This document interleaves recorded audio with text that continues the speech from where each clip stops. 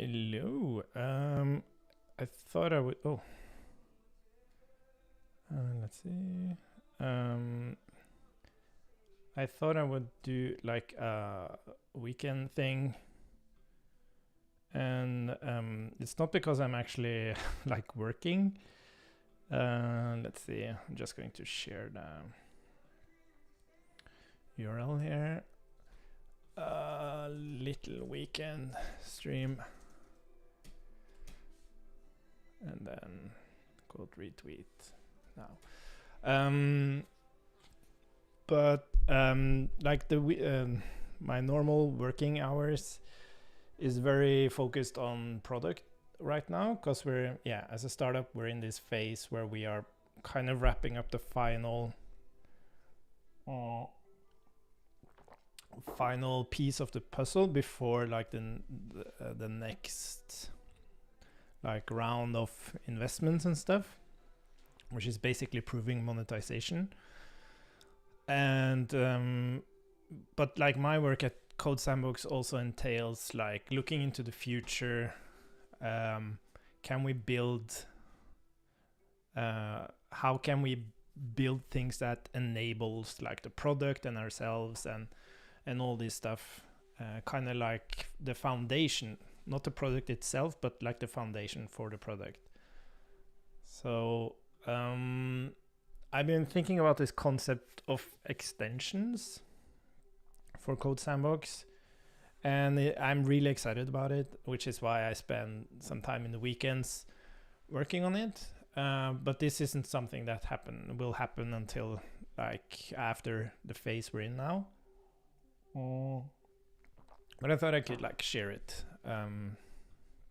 And it's kind of funny because I already kind of created extensions without knowing it. So I built this review PR tool, which is basically just a node process that serves a UI.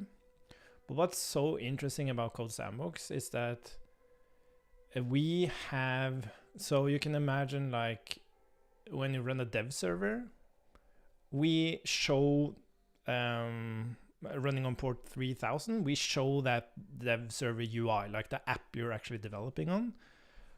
But we can actually do the same thing with extensions.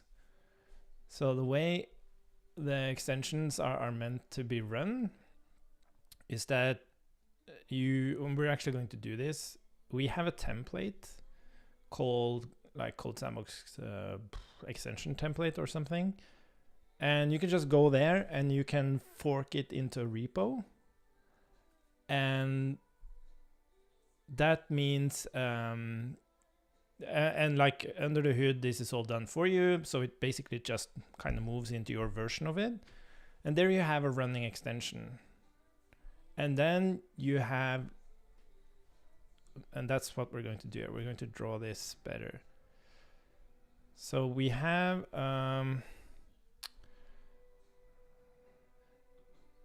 let's see, some extension. So we're going to, the suggestion is to have, like we have something called a tasks file now, but we're going to have an extensions file. And what I need to do here, I need to like draw this up. So this is the extension and this is the extension.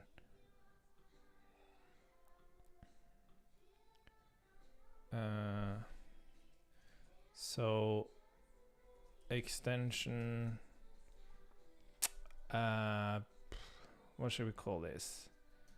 Extension server, and it's the extension client.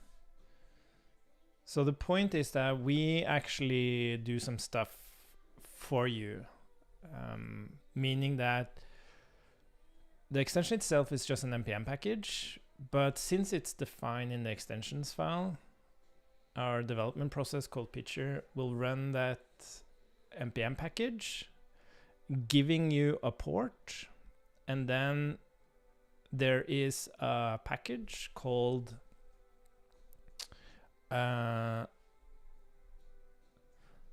let's see, where should we type this? So we have a CodeSandbox extension server package. And maybe it should actually be part of, yeah, let's just call it that. So it uses something called extension server, and this extension server knows about like the port and everything, and actually creates the server, shows the client and everything. You don't have to think about that. And then on this side, the extension client uses something called the extension client. And the extension client is used to communicate between the extension client and the actual editor. And of course, the extension server.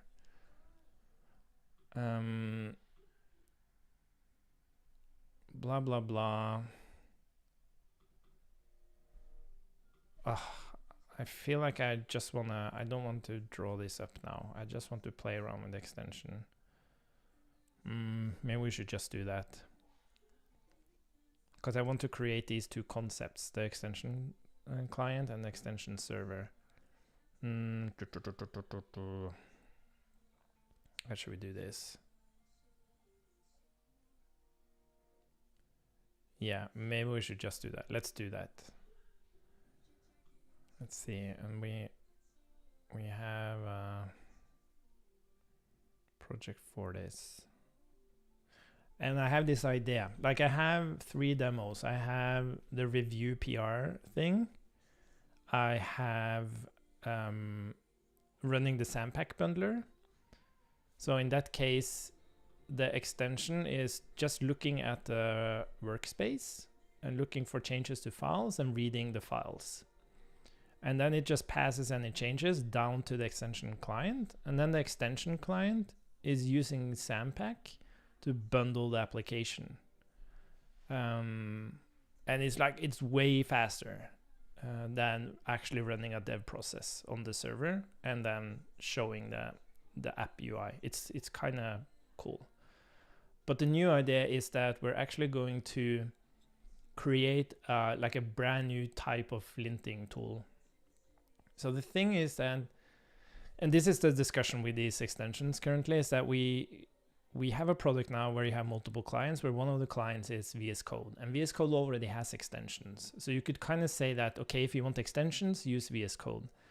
But I want us to do something beyond what extensions do in VS Code. And VS Code is only for programmers. It's not for anyone else in the team. And these extensions would be for anyone in the team. You could create extensions for designers, for QA, and even for customers looking at the solution. Like you could have extensions for anything. And the point is that you are completely free to create a UI for it. We don't give any constraints on that. So that means that with this idea of a linting tool, we're actually going to run ESLint on the server and look at its output. And then we're going to, I think it can already show it as JSON, the output of the linting, I think. And no matter, we're going to produce a JSON format for it, and we're going to send out that down to the extension client. But the extension client itself is going to run ESLint. So what that means is that whenever you type something in the editor, it will send the contents of the editor down to the extension client and run ESLint in the browser. So it just immediately gives you lint feedback on the code you're typing in line with the code. But when you save, the server side kicks in and will now send any linting errors related to any files in the project down to the same UI. And you can imagine like the limitation of the ESLint CLI, just shoving stuff into the terminal. But here we're actually making JSON out of it. So we can do things like collapsing files, giving badges. We can even cache like linting errors. So the next time we run it and the linting error is not there anymore, we can say like resolved, and we can do so much cool stuff with that. So that's that's kind of my vision for extensions with CodeSandbox. And search extension template, that's the one. So let's take a look at how this looks like now, because I've gotten some more feedback, so I'm going to incorporate that in this thing. But before doing that, we're going to restart the project so that we run on the latest picture version. Oh.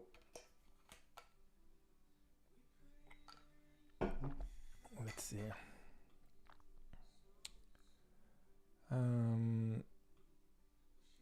Cool.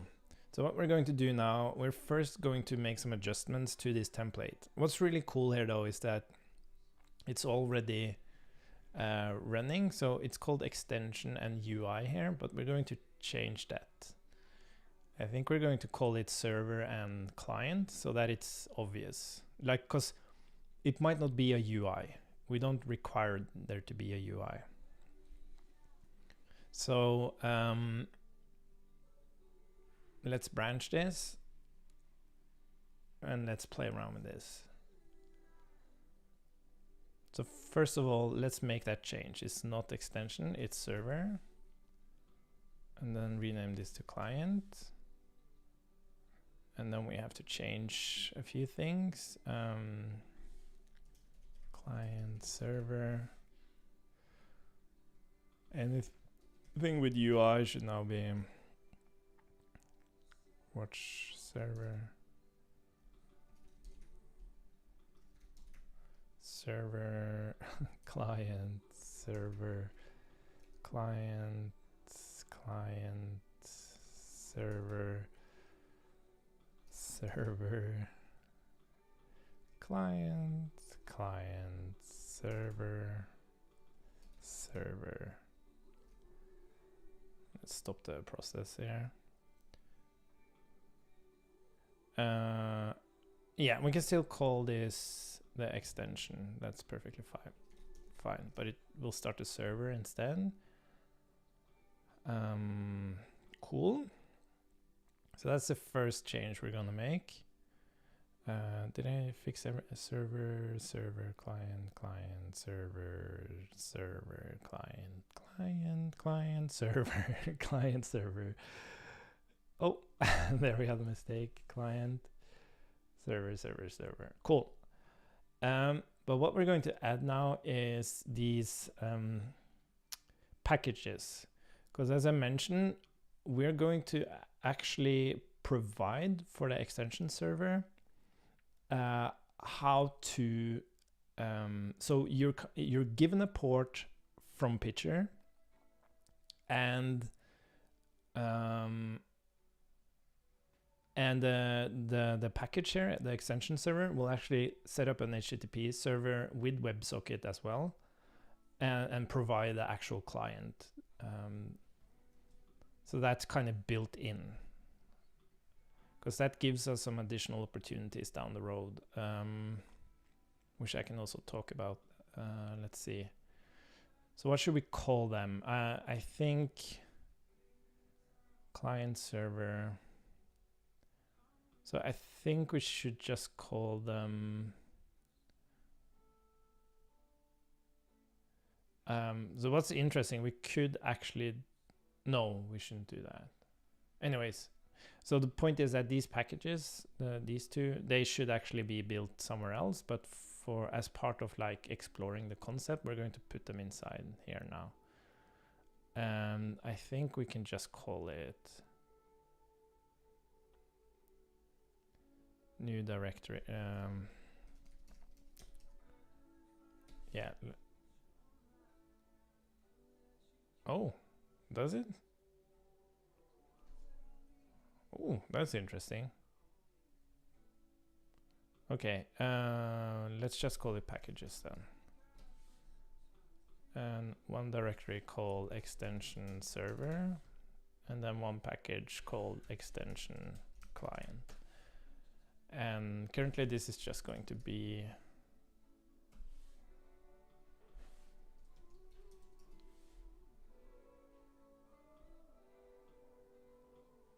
So we have this server here, but this is actually going to come from the extension server, and the port is actually going to come from the environment. But I think process, we can do this for now. Process and extension port, or so we'll do it like this. So this is the, oh, this needs to be client.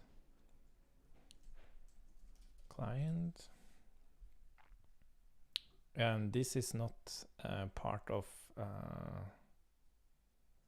yeah, so this would still have to be in the server code, because that's specific to this extension, but this is not.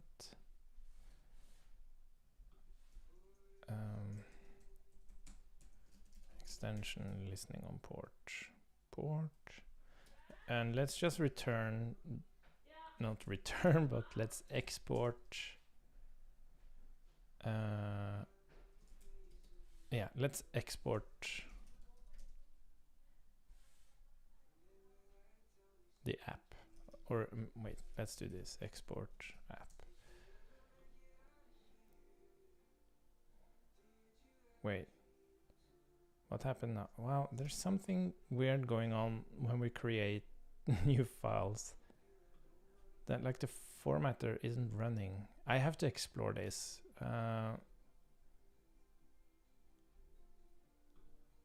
There's no time for it now, but there's a bug related to renaming and creating new files. You see that when I reopened it, it works just fine.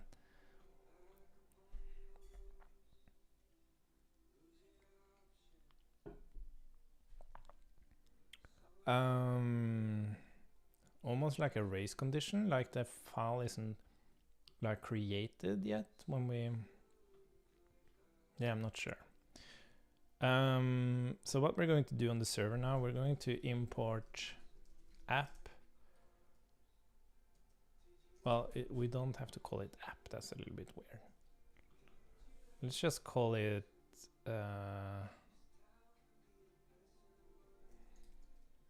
server.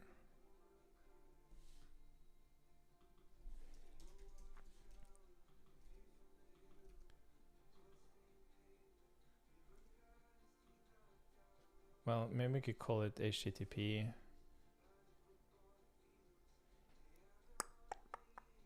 Yeah, let's do that. HTTP. And what we're going to do is we're going to add WebSocket to it. But let's import HTTP from, so I guess now we'll just have to do packages. So that's kind of explicit. Oh.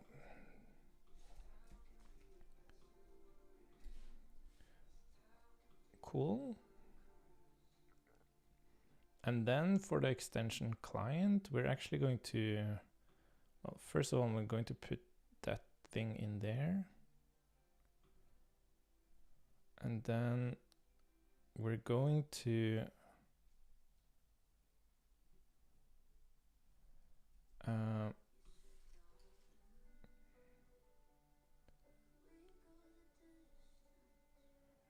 well, we're basically going to say const let's just call it, we shouldn't call it, well, currently it's called the preview protocol, the communication between like the iframe in CodeSandbox, which is typically your application, and the editor. But in this case, we would have like an explicit extensions. Maybe we can call it that. And we could even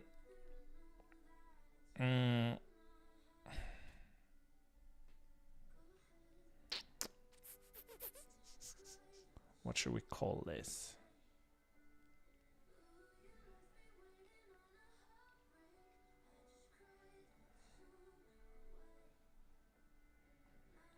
Like it's basically talking to the parent.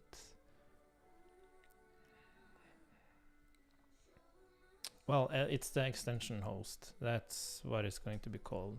So currently that is kind of the protocol.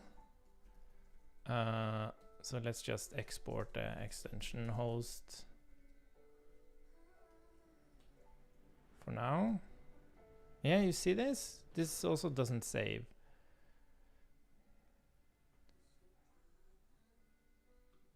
But if I close the file, I reopen it, then everything's good.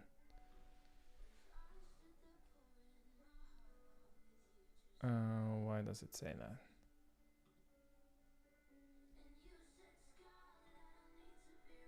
Shouldn't it pick that up?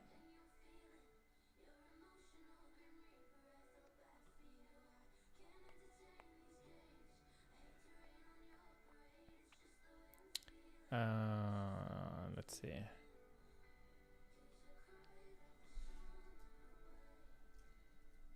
This would be extension host. Can I? No, it doesn't.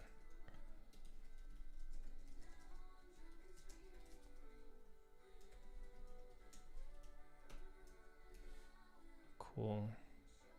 Could I put this inside here now?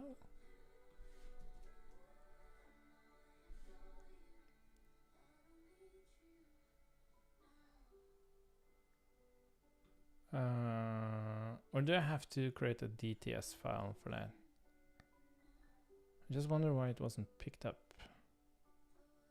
Oh. Oh yeah, I need the TS config, I think.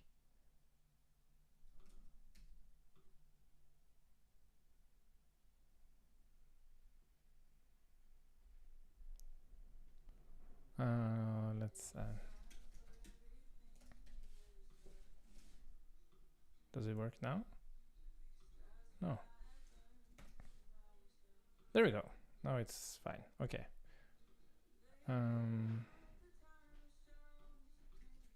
Let's just add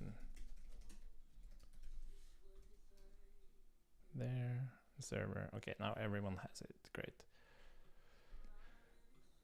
Cool. So now we have, so this is what you would do. You would have access to the extension host, which is like sending messages between, well, this is also part of the plan, right? We're using,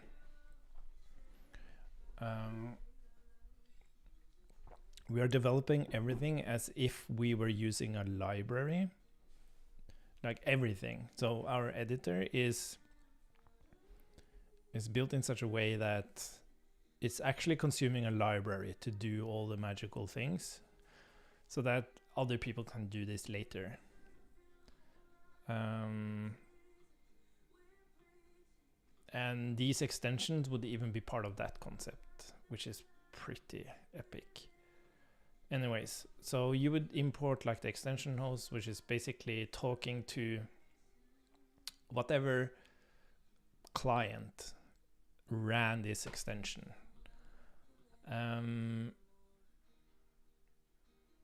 And currently focus file isn't there, so we're actually going to do something else shortly. So we can also play around with what's happening in the editor in terms of these messages and stuff. But let's see, focus file.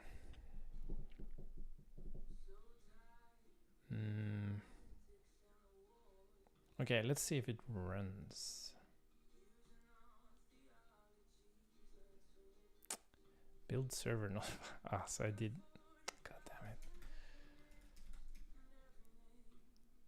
Oops.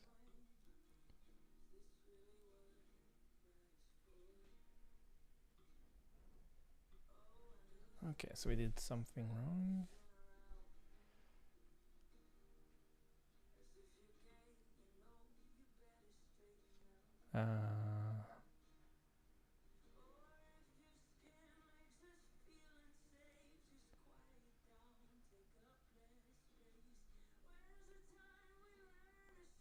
Why did it fail?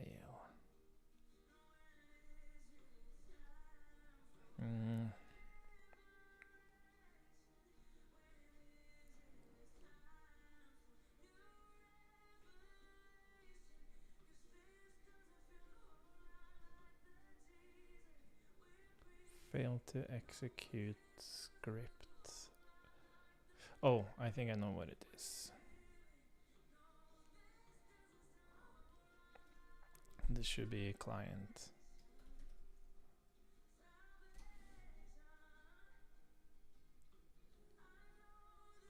Why is this wrong?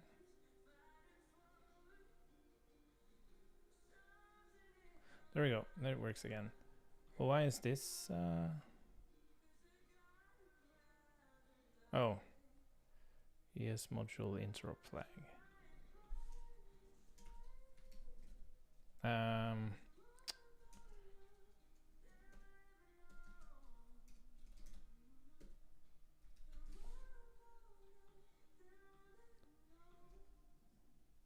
we go. Cool. We'll have to figure out the exact config for this. Oh yeah, here it is. Sorry. Cool. Nice. So now we have that running. We have, this is the extension running. Now currently the extension has write access to the file system, but it won't actually have that. Also talking about using Deno to run the extension, so we even block making requests. It's basically meant to be able to like run processes and like spawn child processes and like basically doing reads, but it shouldn't be able to change the file system. The way you would change the file system is through the extension host. So it will actually be the thing running in the actual browser that talks to this parent, because this parent is actually the logged in user. So any writes will be on behalf of the logged in user.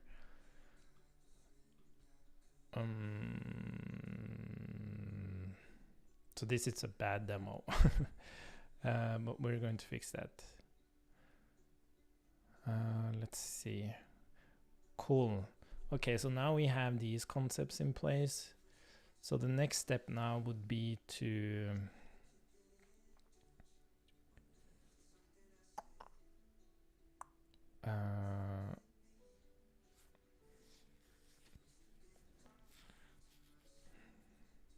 yeah, we need a WebSocket server. And I wonder if I can find it. If I can find it, I can find it. That would be, oh, how can I find that?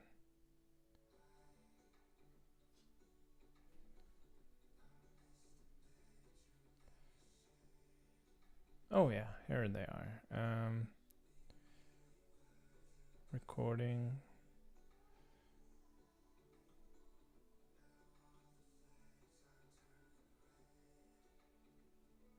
Ah, but I didn't. Oh yeah. Copy link. So I had this other extension.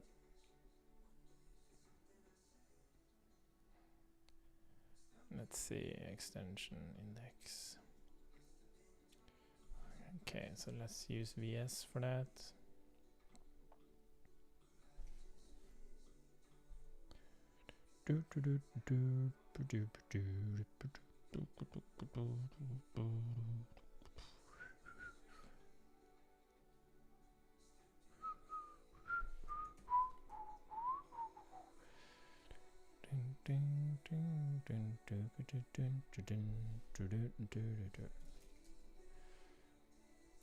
I guess that would just be like this.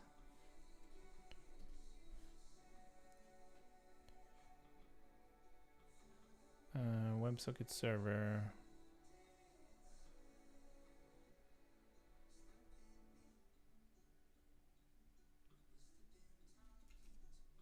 We need this thing. That would be HTTP on upgrade.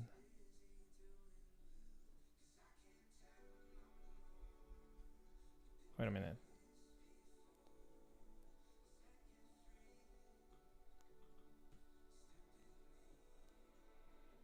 Oh, sorry. Server.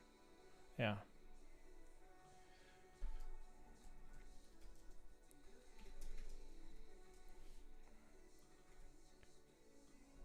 Like that. And then, oh, we would expose, yeah, maybe we can call it HTTP server. Let's see that. HTTP server and WebSocket server.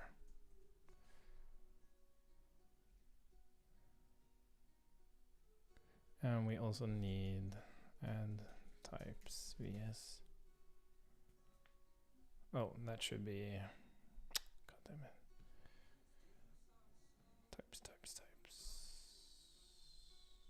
That's not a dependency, that's a dev dependency. Anyways,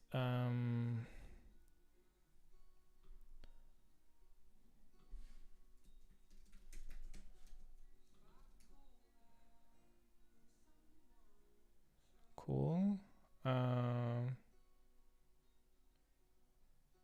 Yeah, not sure why this isn't updating yet.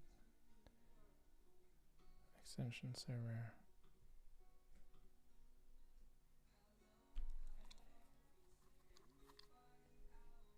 Come on, update.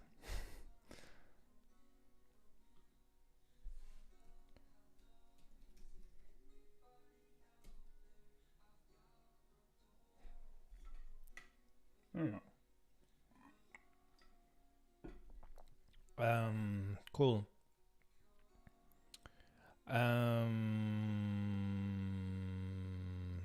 What's the next step now?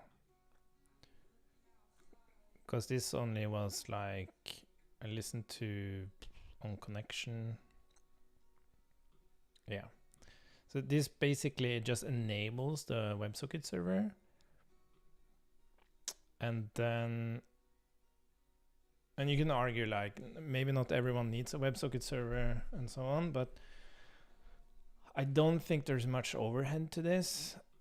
And for efficiency, a WebSocket is better. Like you most likely want to like stream contents. Well, this is something to discover. Okay, so we have everything in place now. We're not using environment variables for the port yet, but that doesn't matter. I think we can call this the next version of the extension template.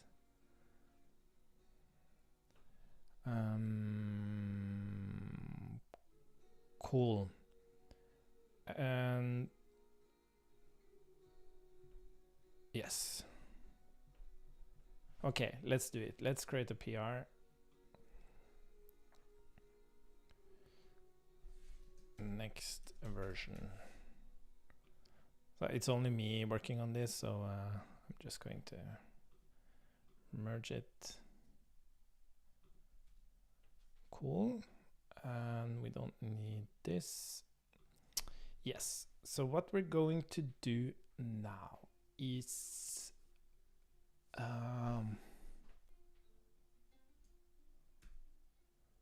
we are going to create a branch. Yeah, this is one thing that I don't like that we changed is that I can't create like a random name anymore. So I can't like just say branch from main and then it creates like a name for me. Now I have to explicitly give a name and I don't like that. I have to ask about that.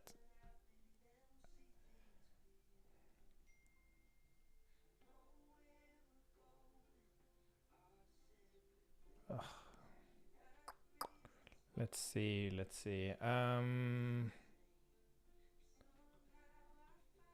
Yeah, so let's just go to main.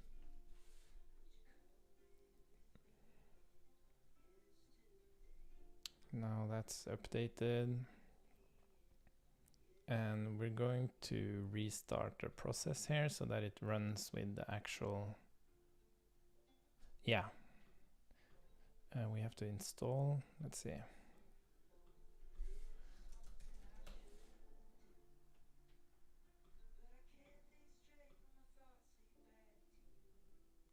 Cool. Now we're back up and running. So when we branch now, we will have, so this is the thing, like yeah, this is interesting because I really want to fork this. Can I do that? Oh, I can't actually do that. That's interesting.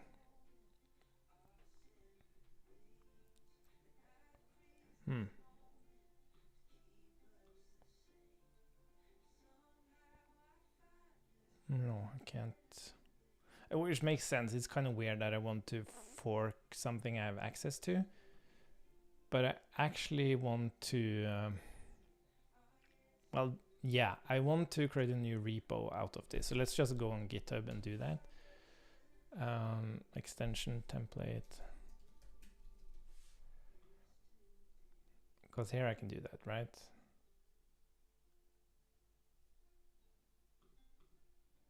Fork.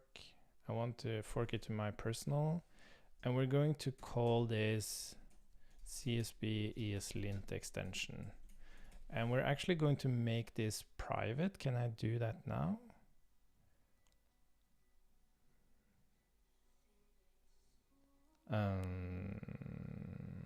No.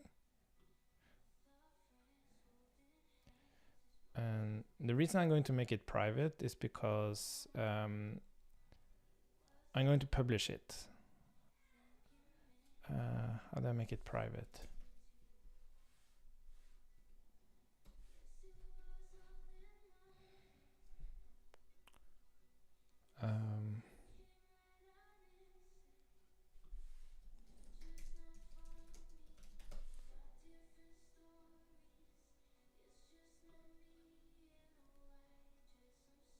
Settings, danger zone. Oh, change visibility.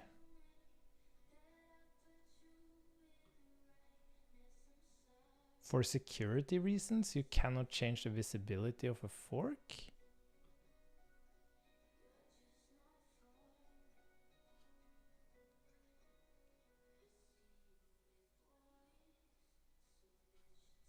But that sucks.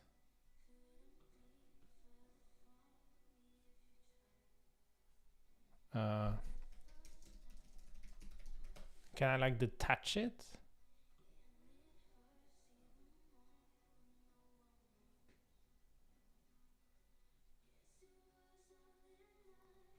The fuck? If you use the import feature?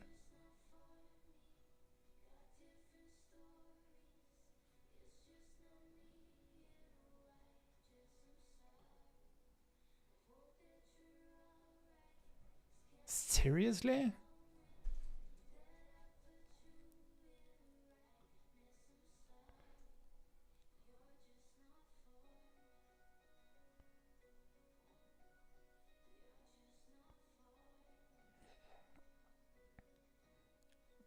This really the reason is that to be able, I want to publish it from CodeSandbox, but I need to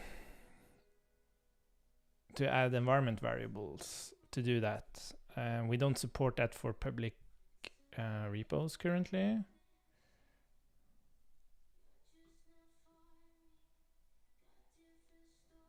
Okay, create a new.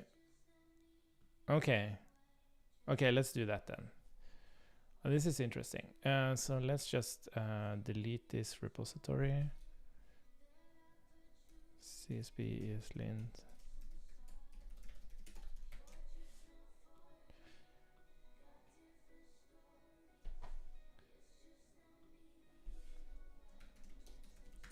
I don't have my phone here. Cool. Okay, so let's create a new repository. Import Nice. There we go. Okay, GitHub extension template.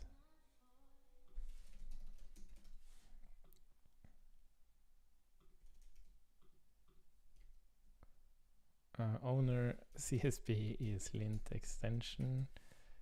And let's make it private. Begin import.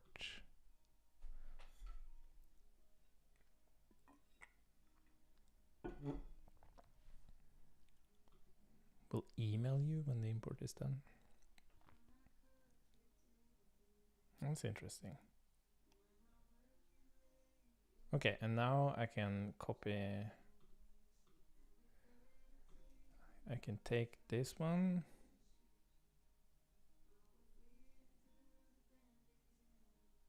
Okay.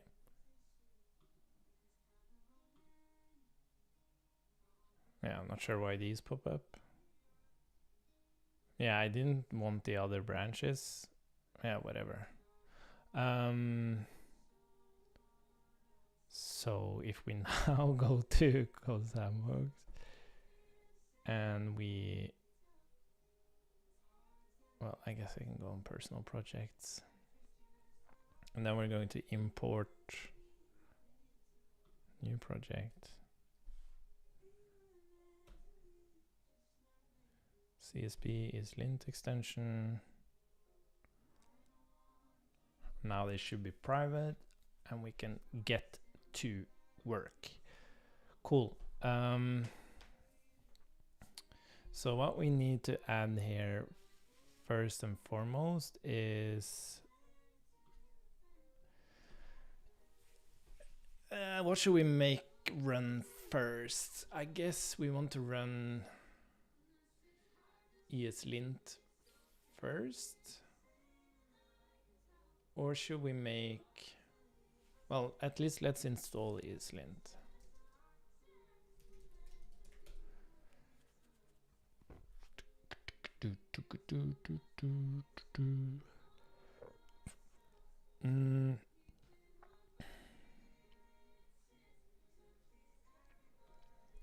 And then we're going to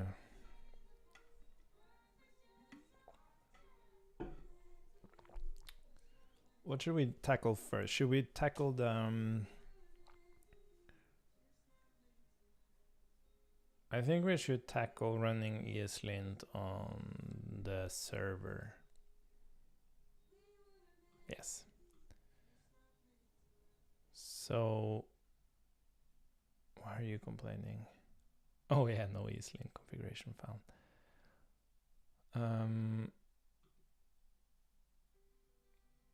Yeah, so this is coming from our language server. So the thing is, like, with this extension, we are like, currently we have hard coded how ESLint should work. Well, we have hard coded ESLint in the picture process, but as part of this extension's vision is that we should not implement language related things directly in the picture process. It should rather be extensions. So if you want ESLint, you actually install that extension. And if you want to use Prettier, you install that as an extension. And we want to be opinionated, but that would mean the opinions isn't hard coded. They are just preset extensions. So since everything is template based, that works just fine. So we just include certain extensions that we think you should have in these templates. And then it will be easier for people to enable other things as well. So we don't have to take feedback from the community and hard code language capabilities in the platform. People can just write extensions.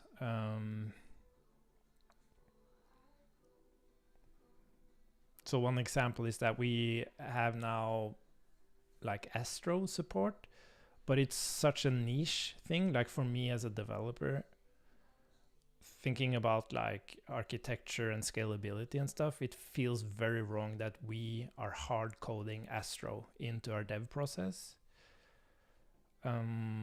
It should really be an extension, like conceptually. Because it makes our dev process bundle bigger, and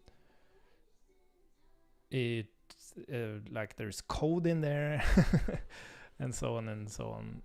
Anyways, so I'm not going to care about this one for now. We are just going to, in the server, we are going to spawn ESLint. Yeah, ESLint documentation. And what I'm wondering is rule for integrations.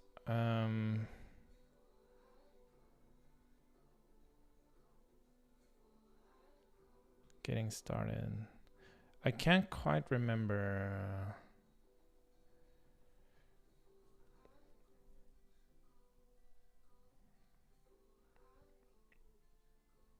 Where is it? Yeah, Node.js API. I think, well, it's that we run on the command line. It's possible to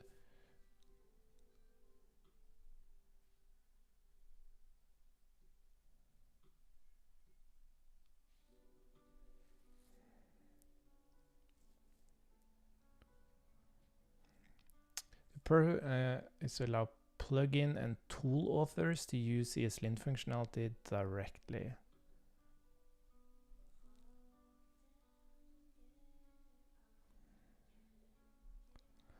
I'm wondering what this is. Is this...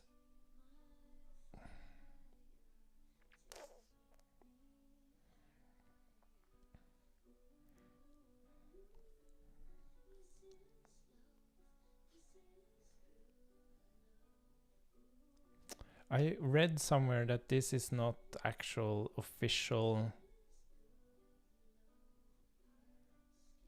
this is not like official use of ESLint.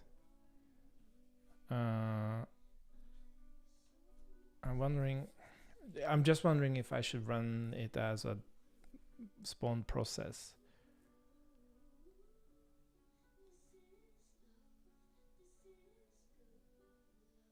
To allow plugin and tool authors to use the ESLint directly without going through the command line interface. Okay, let's just do that and see what happens.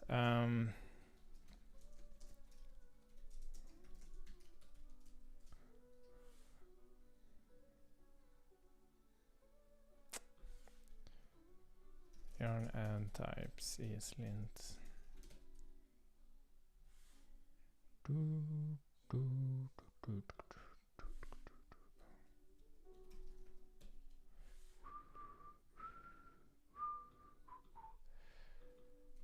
So what we are going to do here, so can I use this in like, that's what I'm wondering. Can I use this in watch mode?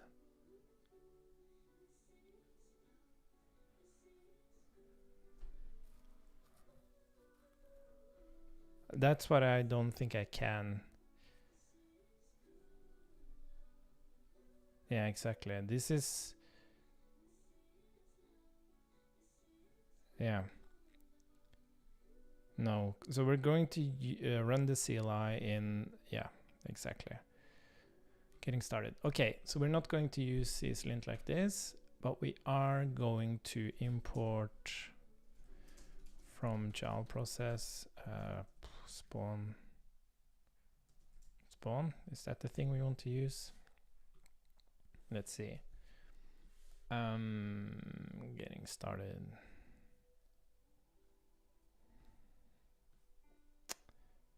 Advanced configuration.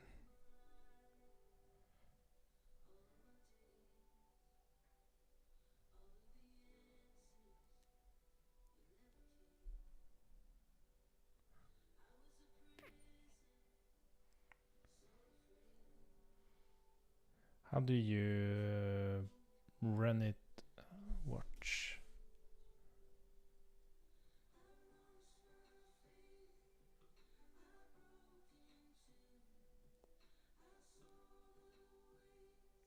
Is this a different tool?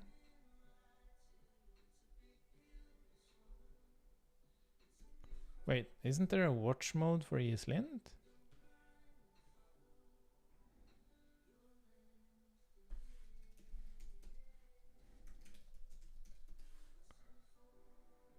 Seriously?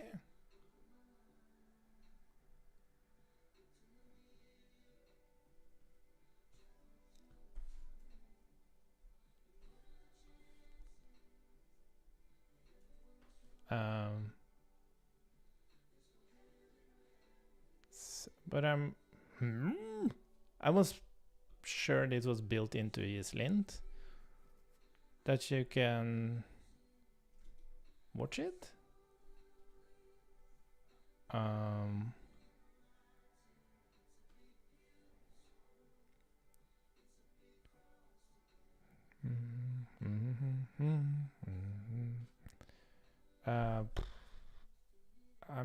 I'm not sure where I have that from. Like for TypeScript, you can watch. I would command line interface options. Here we go.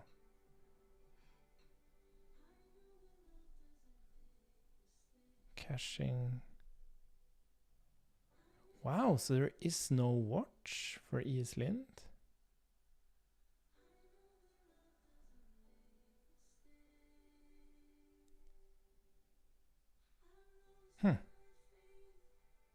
Okay.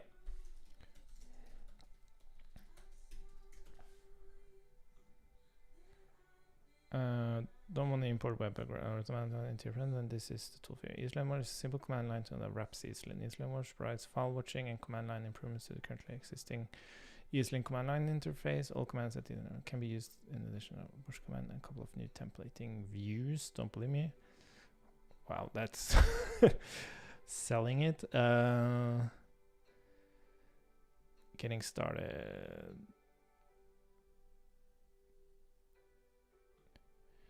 On a few commands that it needs to take control of. All other commands are forwarded to ESLint and modified. Okay, interesting. Watch. Enable file watch. Yeah, so what we want to try. Yeah, default node modules, blah, blah, blah. Okay. So let's. Oh my god. Let's try this. Yarn and ESLint watch. Cool. And yeah, again, we're going to spawn it. I can't remember how spawn works. Child would be spawn. Command would be ESW, if that even works.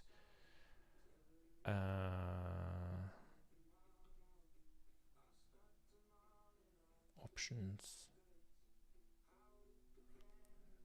What's the most efficient way of spawn?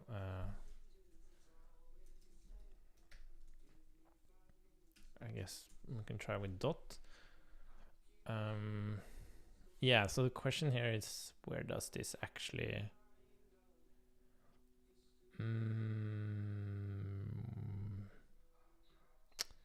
So I think this needs to be like this, and then we'll actually... What we're going to watch is where the process is run from. And I believe that's where the process of the Node.js process.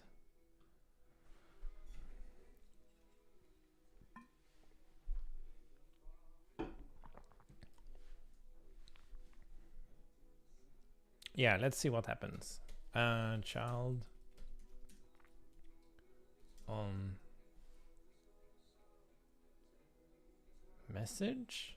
I'm not sure if I'm doing this right.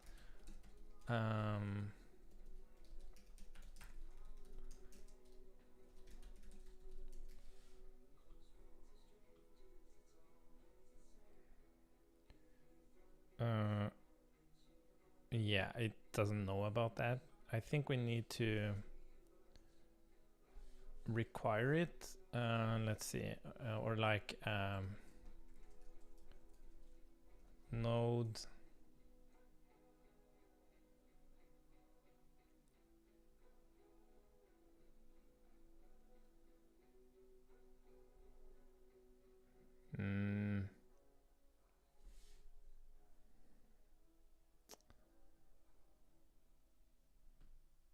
don't they have examples? Oh, yeah, sorry. So yeah, exactly. Sorry, that's my bad.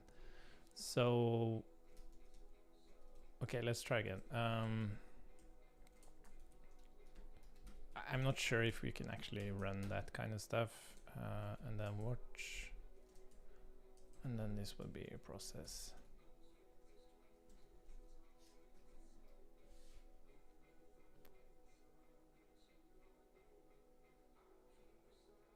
Why do we have two of these?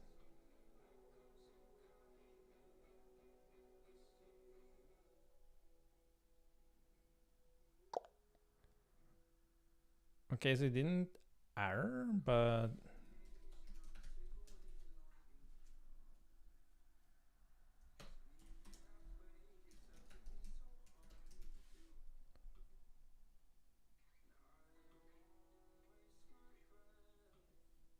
okay, let's just try running it first.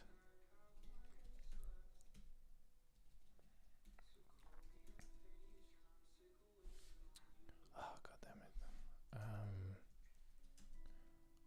Blah.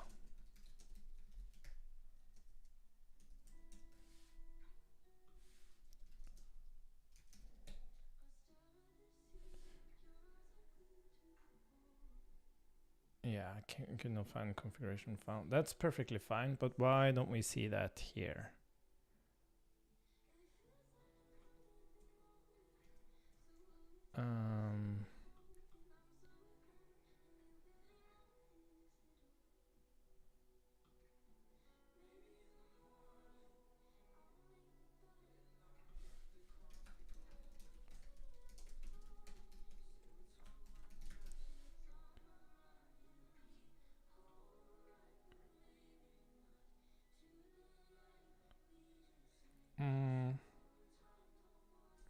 Like there's nothing happening here. But I'm not sure this is what I want. Spawn npm bin.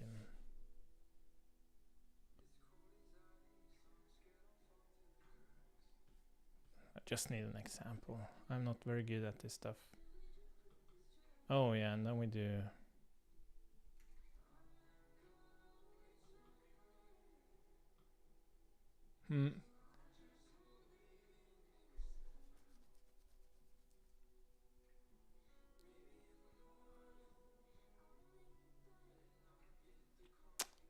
Yeah, I'm not sure if I actually need to add this. How do I actually have to? But I'm not getting any errors. I'm confused by that. Does it like the spawn?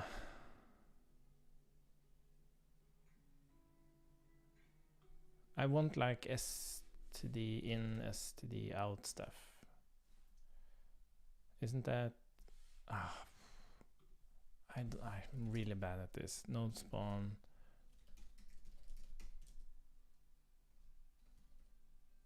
Well, with std out.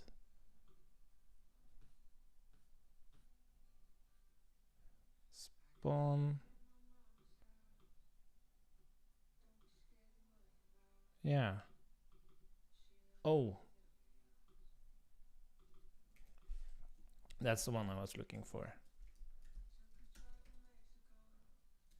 On data console.log. Let's see now. But I don't think I can actually do this. Yeah, and std error.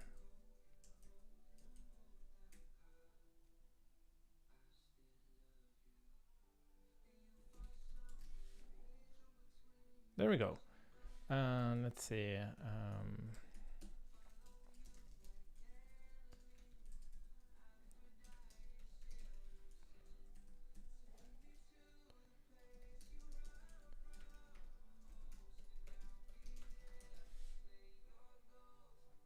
There we have it, the error. Great. Yeah, this is not what I needed. Cool. We don't need this. So now we're running. Okay, so it worked, running the process, but we had an error. So what we kind of want to do here is WebSocket server. We want to, how should this work? I'm thinking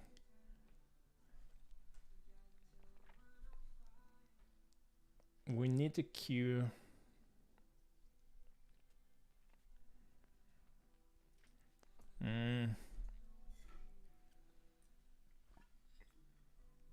MongoDB is a pain in the ass to install on Linux. I have no idea. Probably.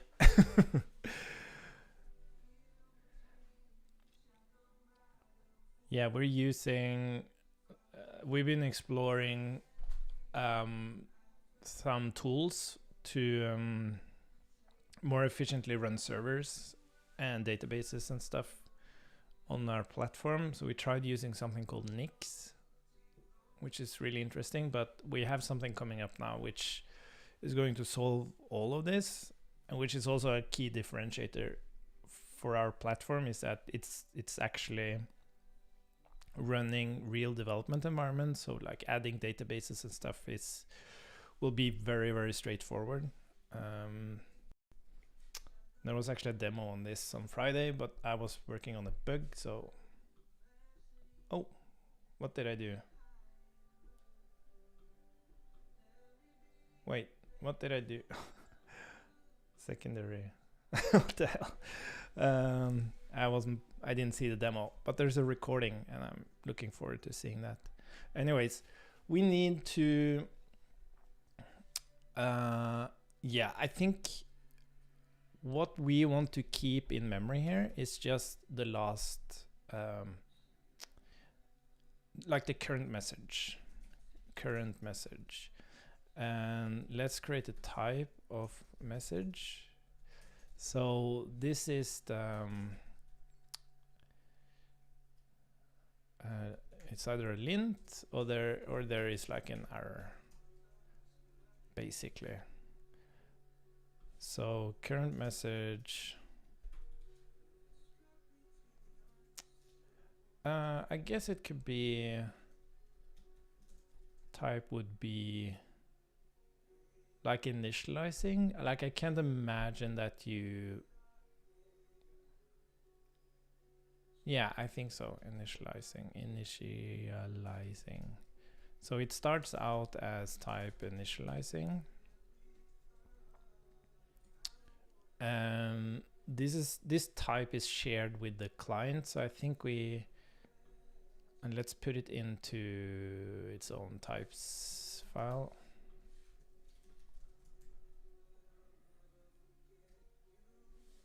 What are you? Oh yeah, EaseLint configuration. And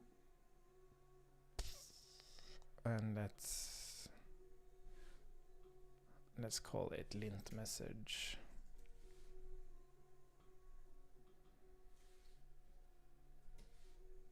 Current lint message. So the point is that this server can have multiple clients connected to it. So we just want to send down the last message to whoever's joining the WebSocket connection.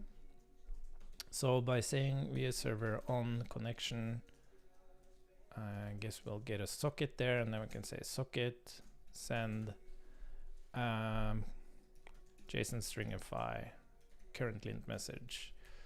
So when we connect the client here, we should be able to see, let's see, of course we need to actually connect with WebSocket. So let's remove all of this stuff. and say new WebSocket. Yeah, that's also a thing. How did I solve that in the other one? Where is it?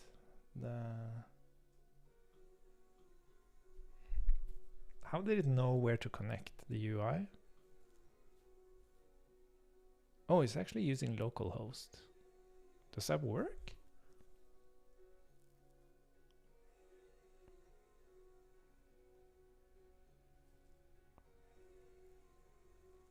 Do we do any magic there? Because it's literally not running on localhost.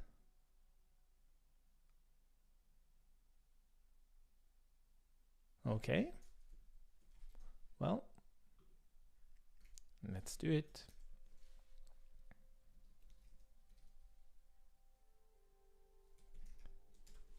Message. And then let's console log that. And I guess we'll need to open this one.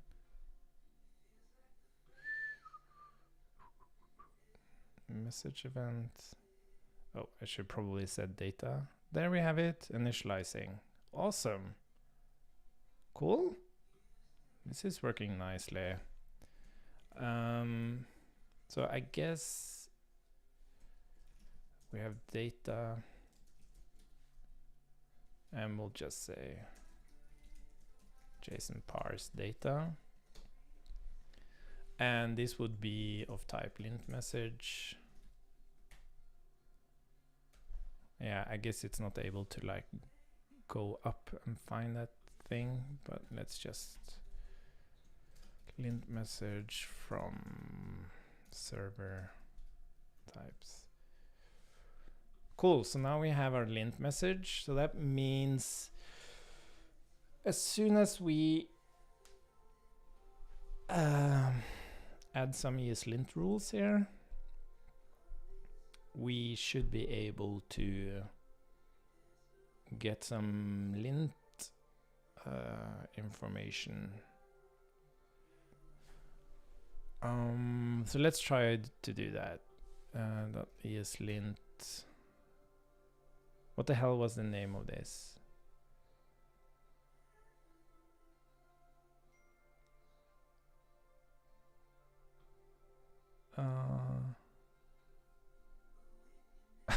What was the name of this file? You can find to set up a configuration file for this project. Run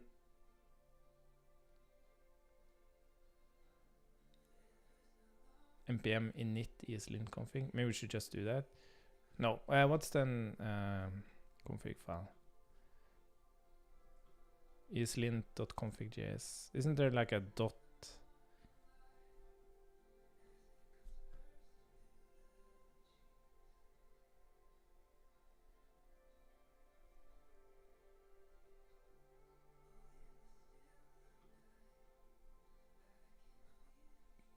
Yeah, ESLint RC, of course.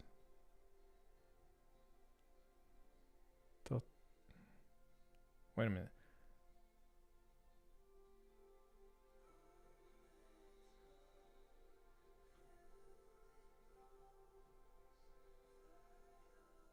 Oh.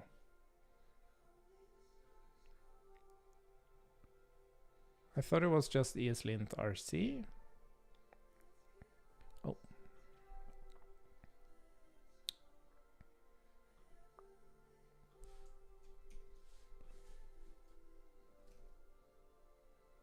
Yeah, you see this? I created a new file, and when it's open, it doesn't work. Yeah, this is like a straight... I want to fix this. Like, this is... like, that's really bad. Linear. I'm just going to put it in my list.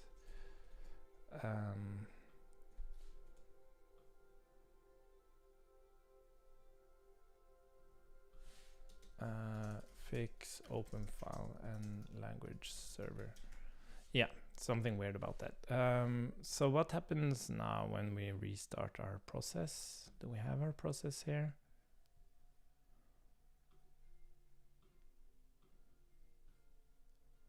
And let's restart it.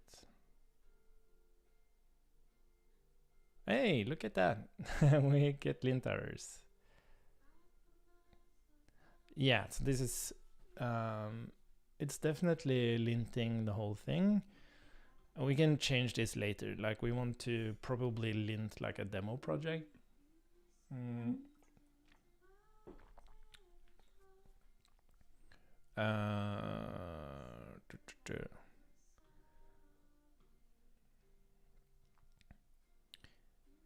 Yeah, let's do that. New directory demo. And let's create like an index.js file. And let's do something like const foo equals bar.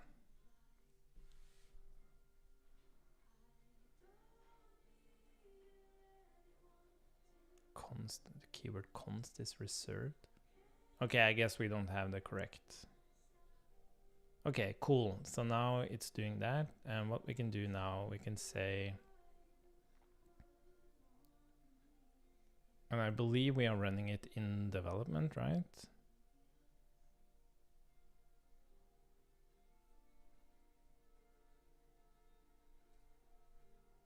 Is that how I did this one? Or did I change that here? Oh yeah, I changed that. That should be actually part of the template. Let's fix that immediately.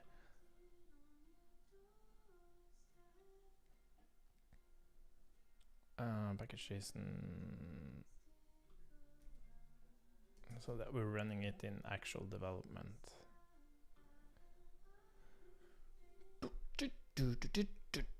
Create pull request and merge it. Merge. Cool. And let's do that here as well. Cool, because now we can take a look at the server and we can import stars path from path. And then we can check process.n node n equals development. If that's the case, we're actually going to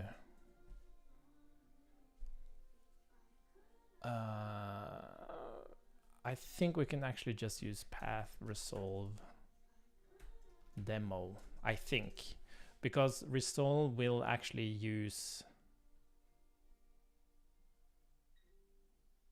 I think it starts from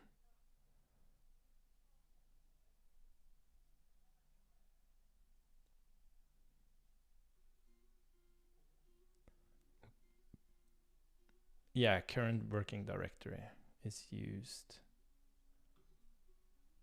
Yeah, I think this will work.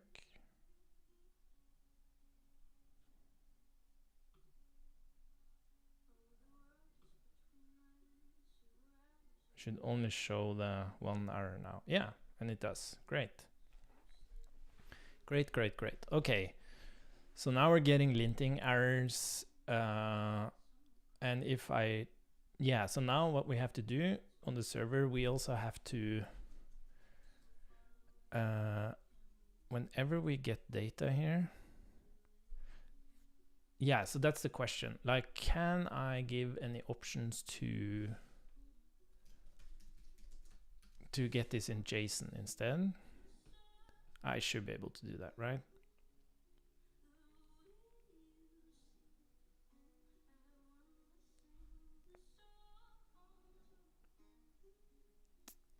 There we go. Dash format. I think I can just say JSON.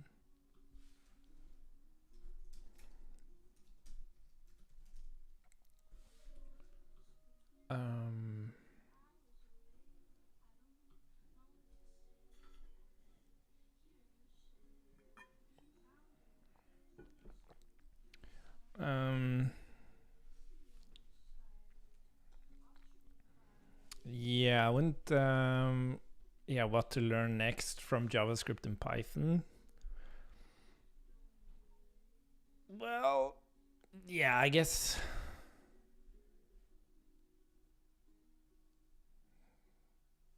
Yeah, I would learn TypeScript definitely first, unless you mean you know TypeScript from learning JavaScript. I would definitely learn TypeScript. But if you want to do like server side related things, yeah, it depends, I guess. I don't have that much experience working with other languages. I'm very fascinated by Rust, but Golang or like Go is also quite popular. You have Elixir at CodeSandbox. We use Elixir,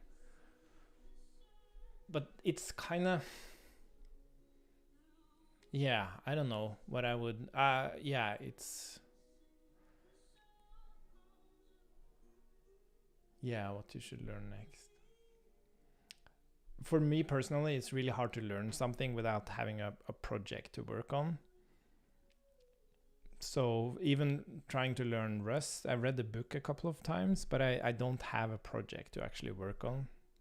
And you also have things like Swift UI. Like you play around with that. And like all languages follow a lot of the same principles. Like they're all intended to talk to the computer. So I'm not, yeah.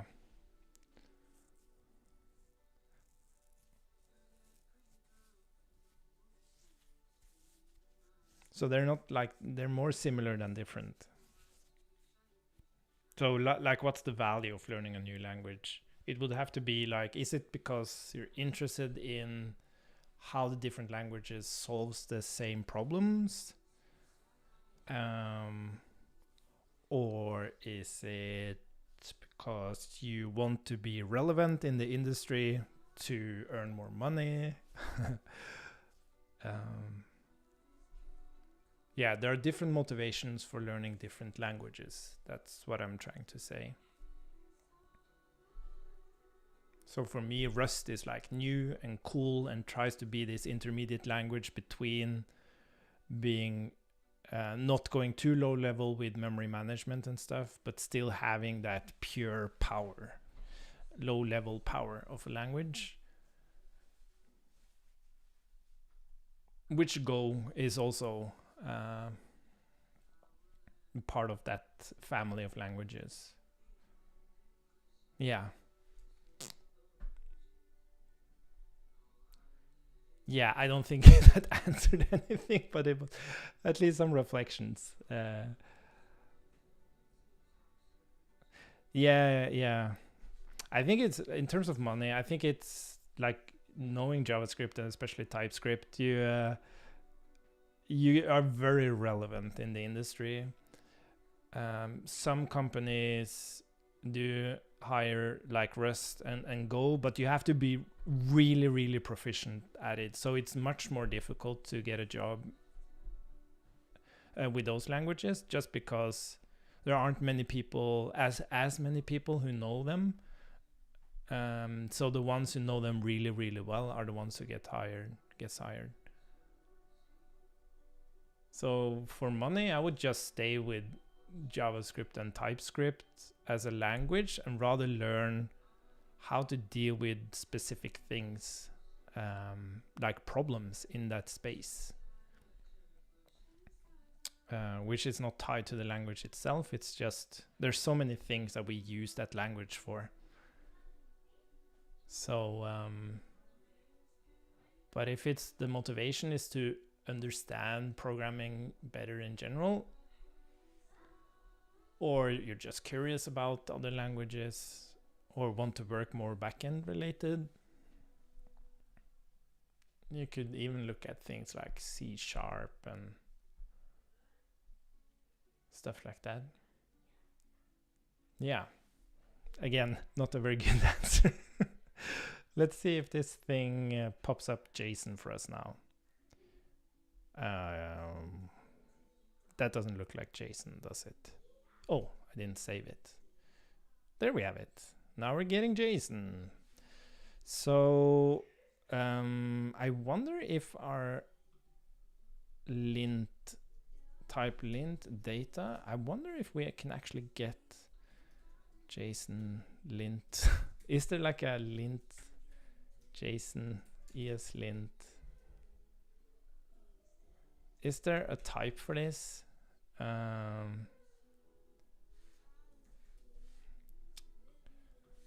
GitHub ESLint types.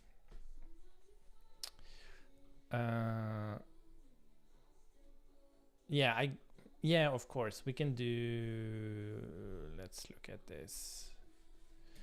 Import type.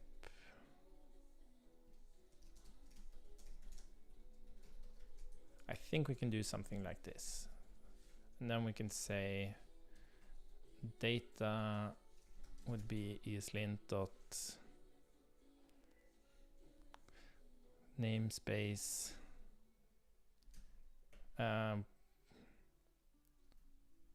format lint result.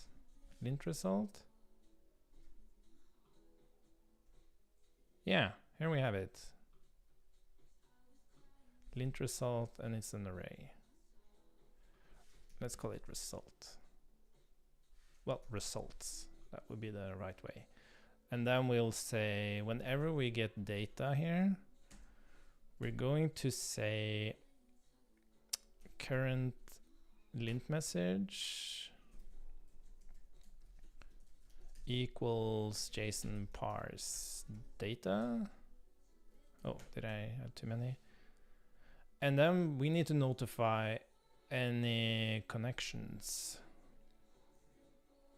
Or I think maybe we can just point to this and we can say via server.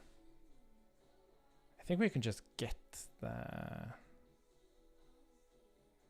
clients.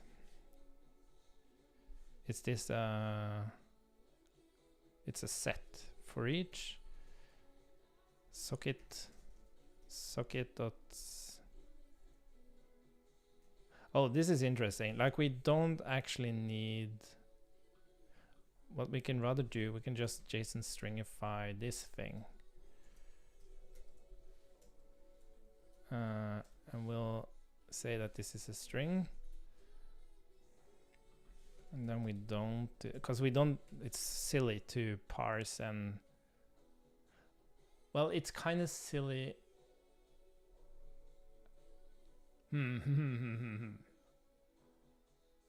No, I think let's just do it the silly way for now. Is it a socket we get here, or send, and we'll just JSON stringify the current lint message. Yeah, which is a little bit weird, but let's just do that. And when we load this now, this should now show.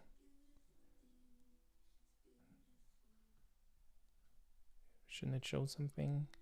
Oh, not demo, but client. Oh, not console logging in.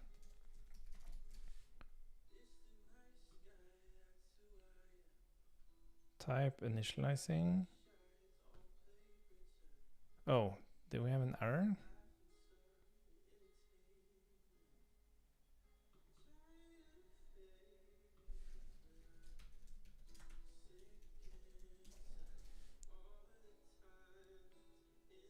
Why aren't we able to?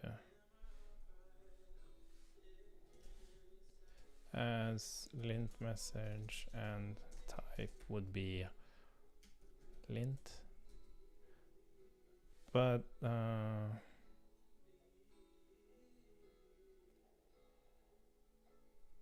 wonder why we're not getting. Why are we getting initializing?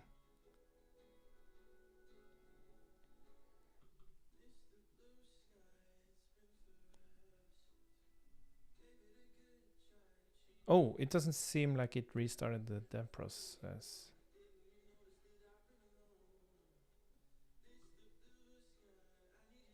No, wait, I'm confused.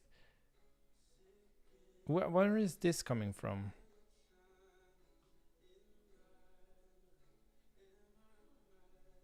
And because I'm setting message here, it feels like it's not building.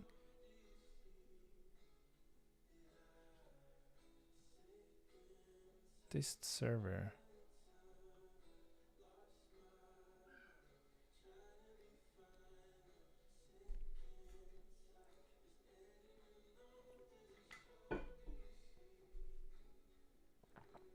I have a very strong feeling it's not actually.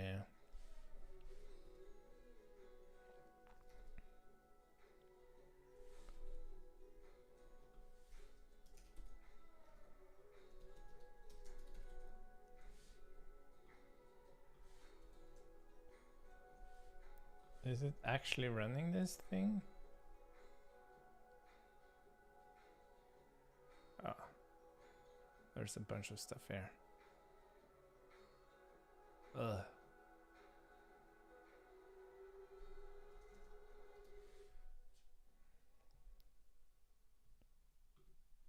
Okay, if I delete this.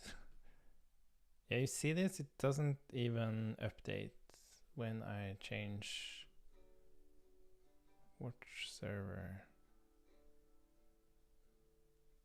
Why doesn't it do that? I don't think it's actually able to build it. No, wait, running the process. Wait, what the hell? Where is this coming from? Oh, it's coming out as an error. That's interesting. Okay. Okay, I remember this from this is quite confusing that it does this. So what we have to do, we have to try to parse it.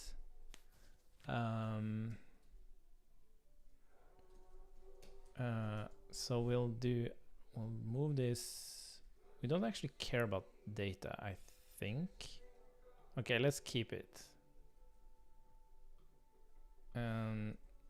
Let's do this. Oh, sorry.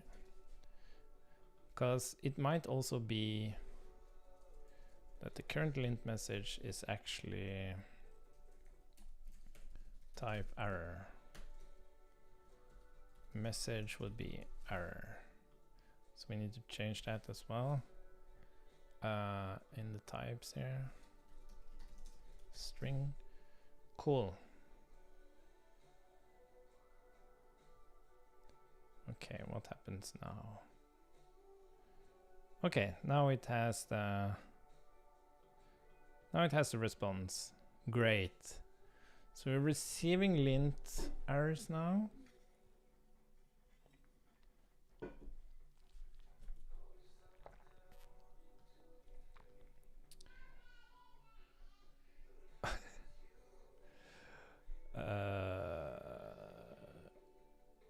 Okay, great. So this basically concludes the first part of this extension. It's listening to lint errors, and we can pass that down to the client. So the client can now structure these things.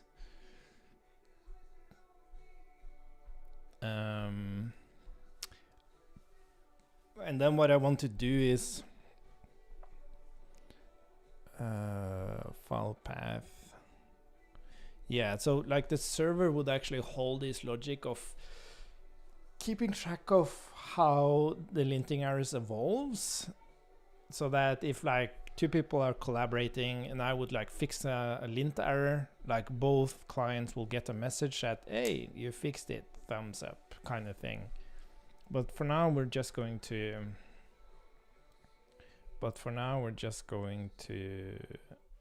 send down the actual errors.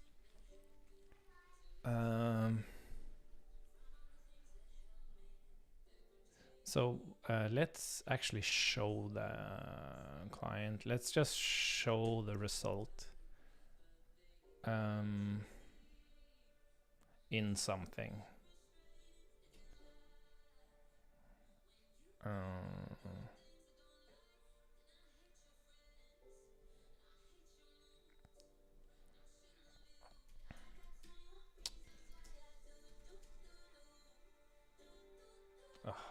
they're planning, like the neighbors are planning. Like we have something called a baby call party. So we have two amazing, well, our neighborhood in general is amazing. But we have two close neighbors, which is in the same situation as us, almost literally, with kids and age and everything.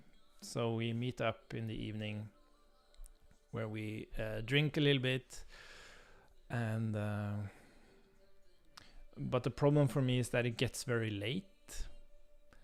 And I just feel like shit the next day, and it's so nice to meet up, but I'm a little bit unsure of the investment is worth it.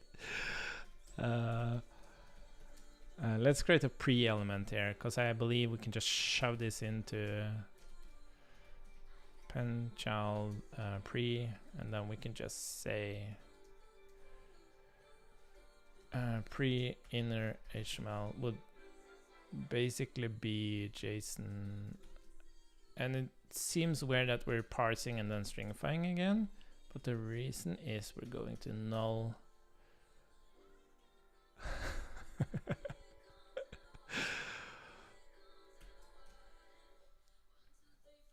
I'm getting old. I'm getting so old. Let's see here if we get the message out. Yeah, nice. Cool. So this is a silly UI, but you can imagine us having JSON and what we can do with this with React. Like we can make this look amazing. But what we're going to do now, we are going to commit this. Show lint errors in UI. So we'll commit and push that. And now we're going to actually move over to the CodeSandbox application itself. Because what we need to do now, we need to be able to, from this extension host, we need to be able to ask the editor whenever it changes a file to send that file content down here into this UI, so that we can run ESLint on that file specifically, and give rapid diagnostics back. Because we don't want to,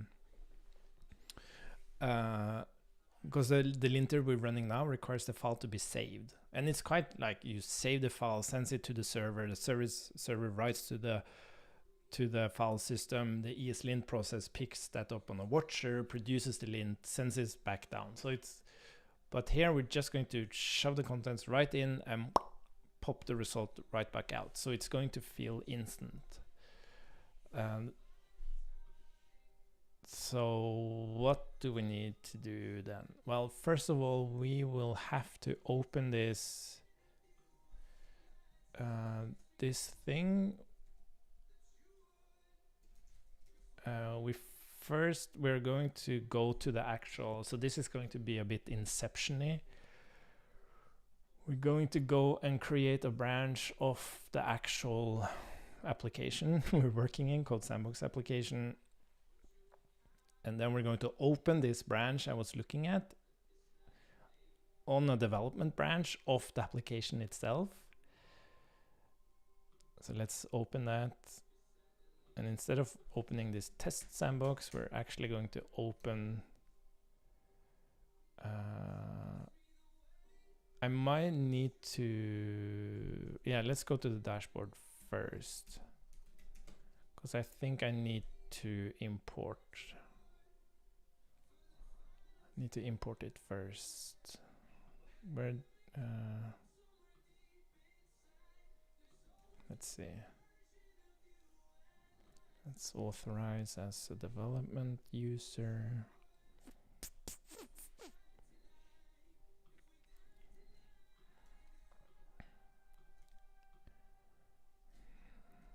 I wonder if my partner already answered.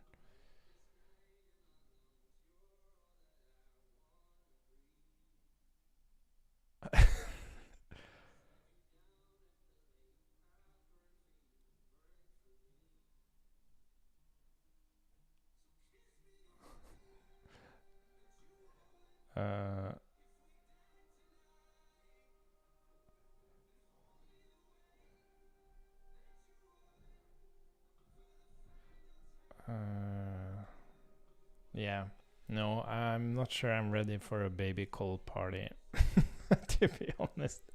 Let's see. I need to... Yes. So let's go here on my personal projects. What's happening here? Oh, there we go. I need my sleep.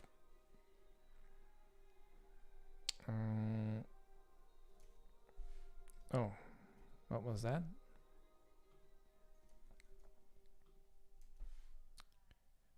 Okay, let's import that.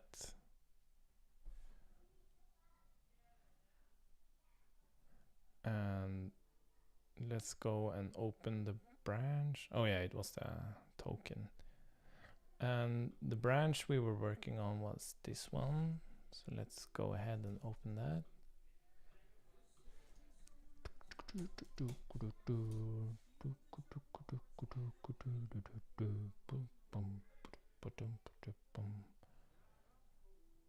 Cool. So now we're actually running on development servers and everything, so that's why it's doing everything again. But yeah, here we have it. Great. So what we're able to do now is that we can actually change the CodeSandbox application now to give the functionality we want here. So when we go here, we can actually go and find where we get these messages. So we have something called a preview script. Can't quite remember where. Use preview protocol. Inject and invoke. Where do we use the preview protocol? Yeah, Sidekick browser. Yeah, there's something wrong. Oh, this happens here as well. This is also a problem. We need to fix that as well.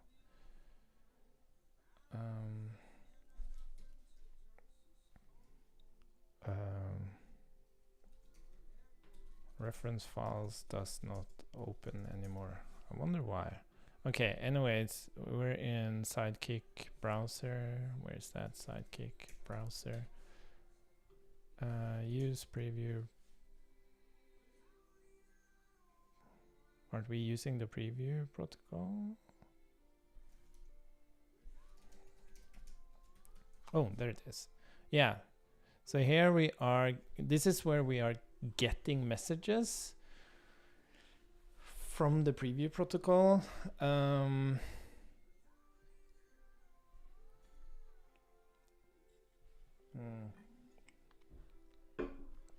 So how would we actually do this?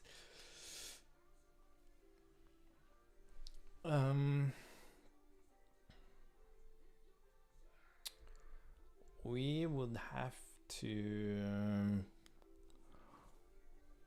like we can just hack it and just send a message to any preview. Like there's two approaches. We can make our extension, tell the extension host we want the contents of change files, and then it's sent back to that specific extension. Or we can just send it to all extensions, basically all previews. Again, like the final concept here will differentiate previews from extensions, but currently they are considered the same. And I think the best approach is to actually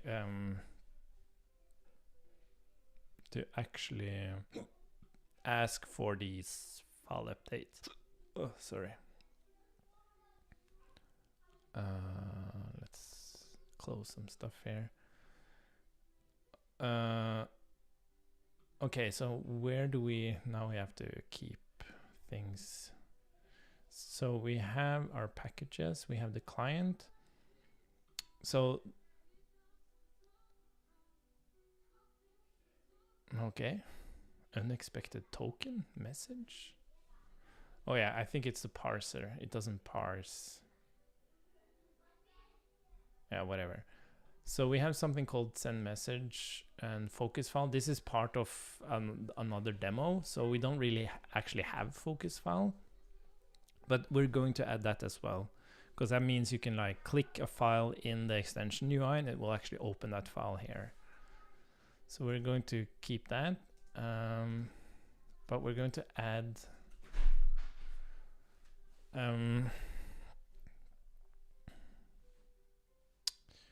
we are going to add so we have focus file, subscribe,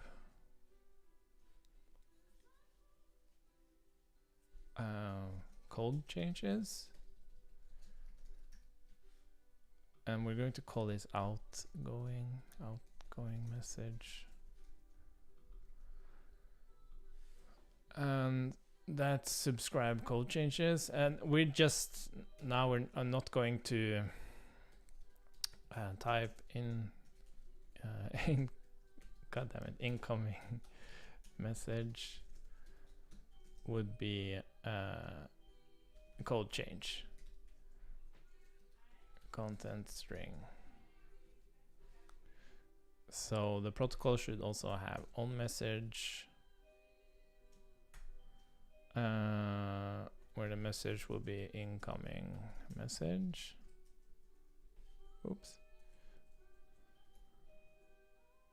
Well, of course it will be a callback.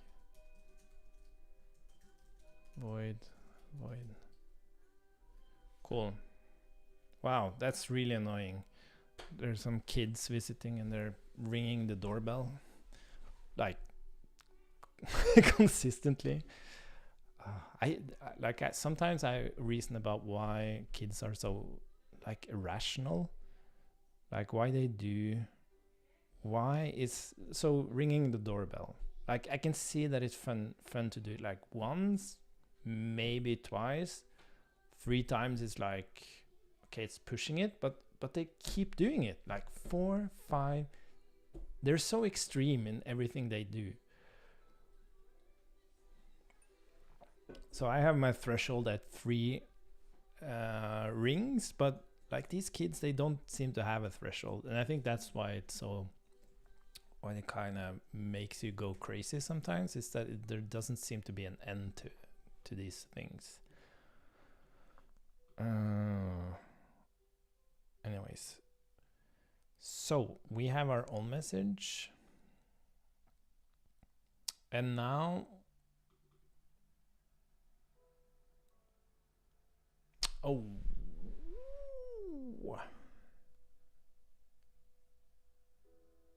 yeah, exactly. Let's see, CSP preview protocol. Where are we? We have to look here. So we have this preview protocol, and I can't remember the API for it. So we inject something in the browser.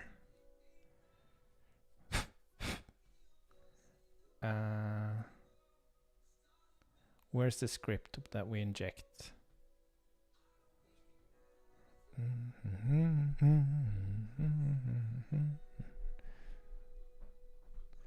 Handle code injection.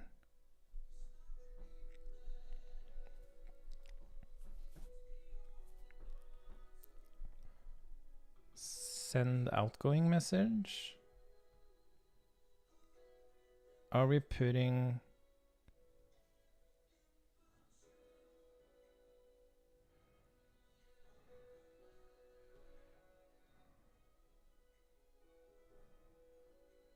no, because we call it send message. Oh, here we go. Yeah, CSP preview protocol, new preview. Yeah, because that's the change I made, is that we actually have it on the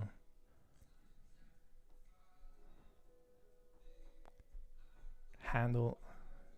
Did I call it send outgoing?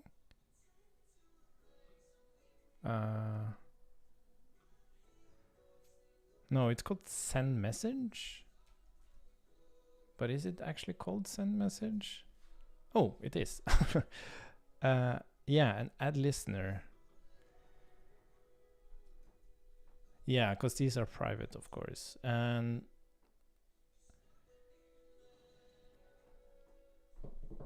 okay, so I think type of message to listen for. Yeah, okay.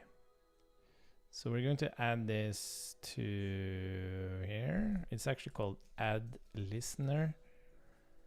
And we actually pass a type. So this will be incoming message type. I don't think this is actually the best. T extends T and type T. Okay, cool. So I think this is what we need. Now we are able to listen to code change and we can send subscribe code changes. Cool. Now the thing is we actually have to handle this. That's not part, so the preview protocol is just generically handling messages back and forward, but it's actually the Sidekick browser that will receive this case subscribe code. Oh, subscribe code changes. Whoop whoop. Oh, of course this isn't part of the typing, so we'll just have to deal with that. But we should be able to say, okay, so that's extension client. So that means in the client now we should be able to say extension host dot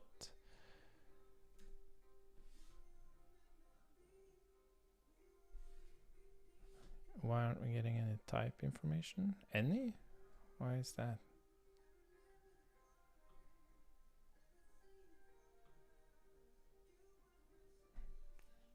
Oh, is it because of why are we getting these kinds of errors?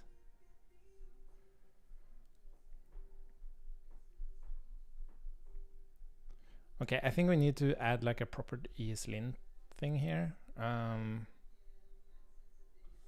ESLint TypeScript config.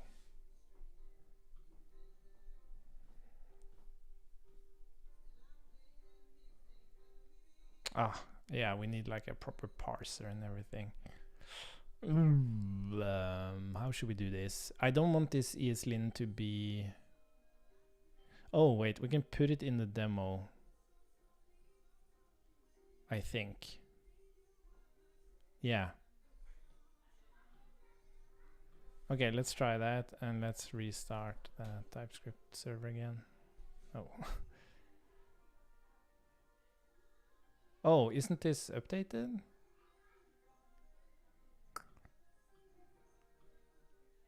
Yeah, because we had a bug, but that's been merged.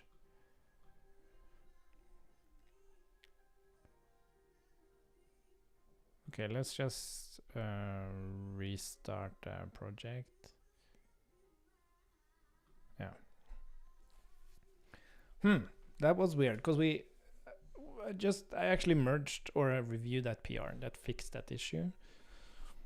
And it's fixed in production, so it's kind of weird it's not fixed in development or on stream. Yeah, so the reason we get this is because ESLint is like installed, so it thinks that we should use ESLint, but now at least we should have proper typing. Hello. Any? Why is it any?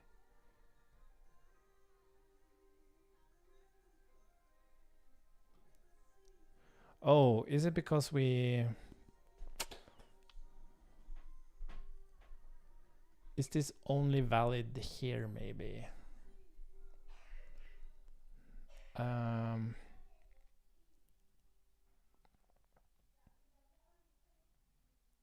Okay, so you know what we're going to do here? We're actually going to not just export this, because this one has it, right? Extension host. Yeah. So we are going to export specific functions here. So focus file would be extension host dot send message type focus file, and then we need the path.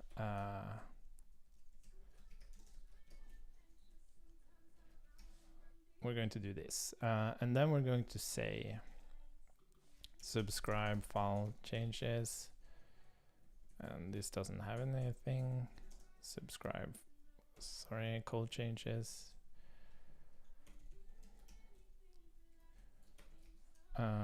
Cool. And then we're also going to export const on code change, extension host, add event listener, code change. And this will be a callback of, well, currently we actually just give we should give the path and the content.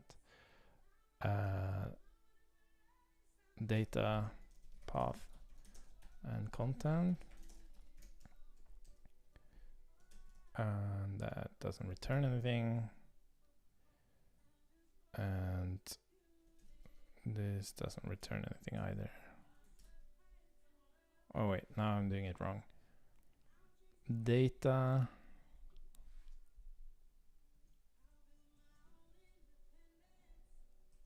What did I do here?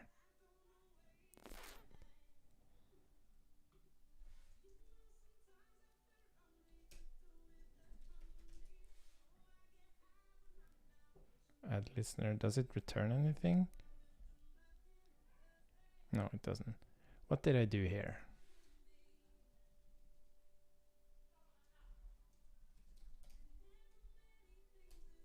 Why is this wrong? God damn it.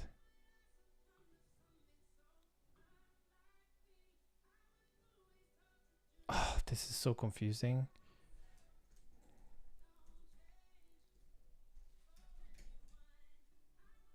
Oh, it seems like we duplicate this.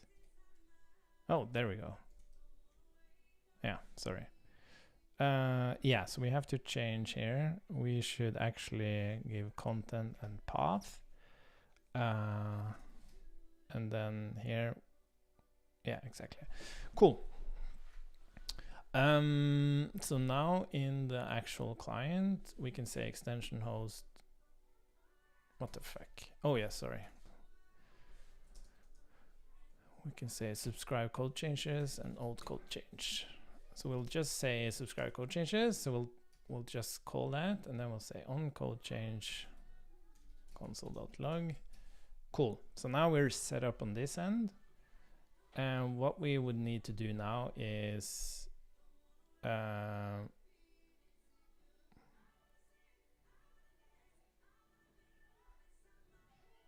yeah, message. How do we actually send back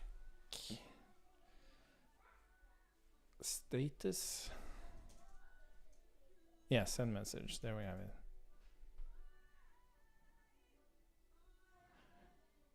And then we're going to send message type code change content test path test. Okay, so in theory it should like work. I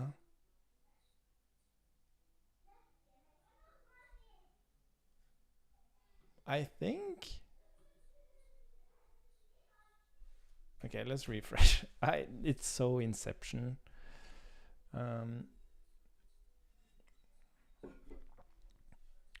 Oh. What's this? Client. Why does it have a problem with client?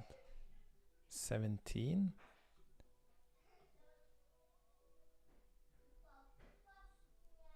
Yes, build.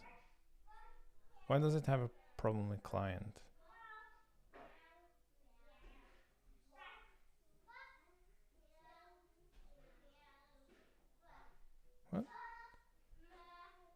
Oh yeah, I didn't restart it.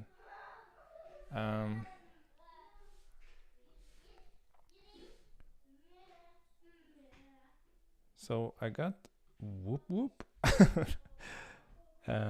in, but it doesn't seem like I got everyone. I didn't get a message back.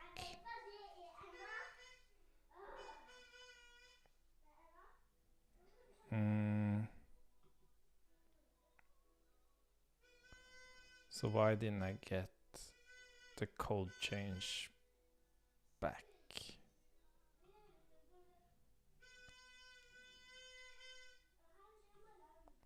Because it's adding a listener for code change.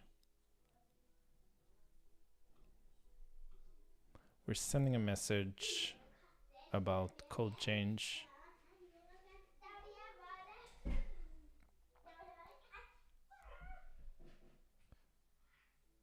Is it too early, maybe?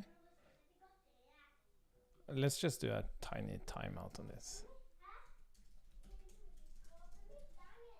Just to make sure.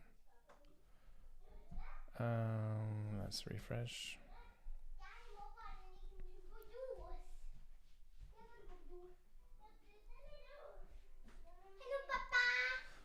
Hei, Emma. Trivelig. Trivelig.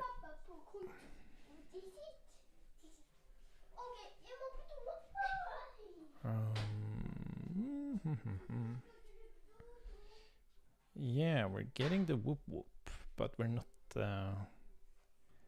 getting the code change. So what's happening on send message?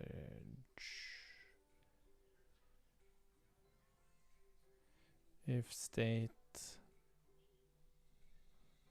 dot status is connected. Does seem to send a message though.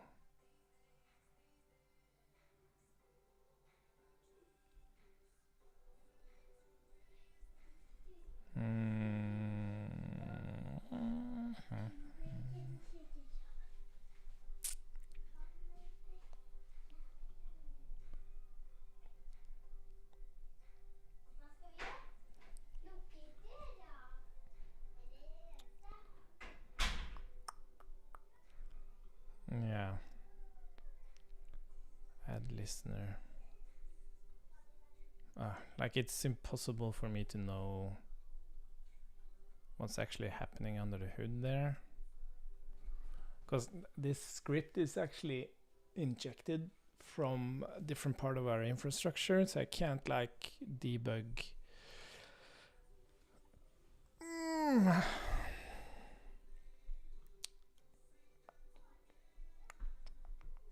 So I'm getting messages, but I can't send messages back for some reason. And why is that? So when I call add listener, it says handle incoming message. So it does a message listener's type. And what it also does is that it listens to window messages. Oh, is protocol message. Oh, does it actually check? Ah, damn it. No, it just checks. Okay, cool. So it just checks if it's a. God damn it. Where were we? It just checks if the message has a type, which it does. And then it checks if it's an inject message. And then it just this should have worked.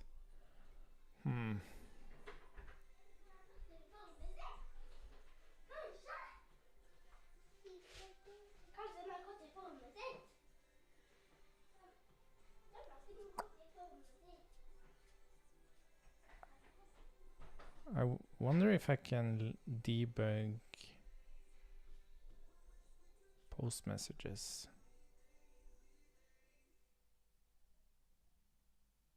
Oh, does not match the recipient. Oh, interesting. Is this part of the...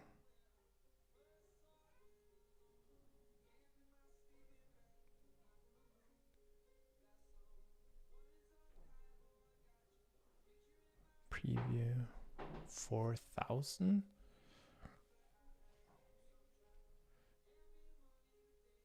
Oh yeah. Wait a minute.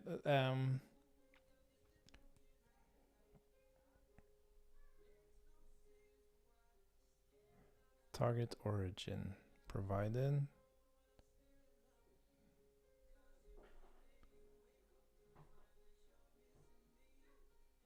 I don't... Why do we get that? Because we... Isn't that like sending a message out? Where is this happening? Oh, this is actually...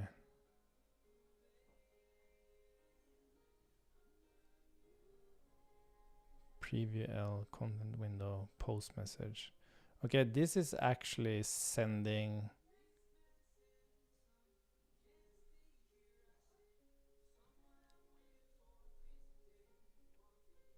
Ah, god damn it.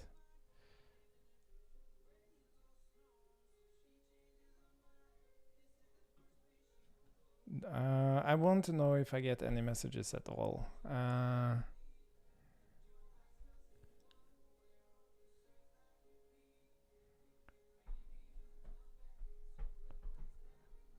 Is that possible? Window parent on message.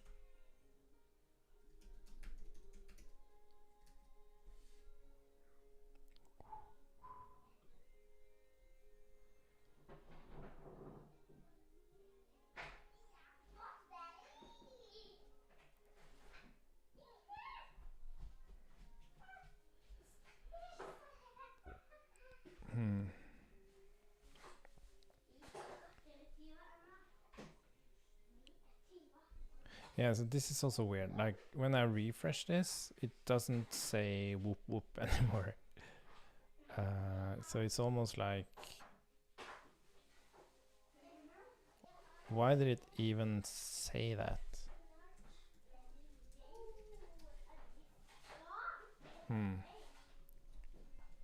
Maybe this isn't that straightforward. Ow.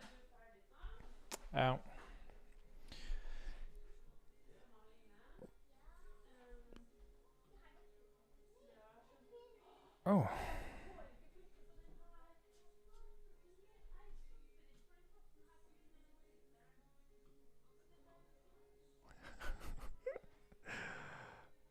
This is interesting.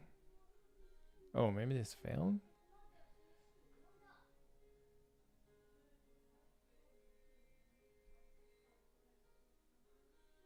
Or, oh wait, is this how it should be?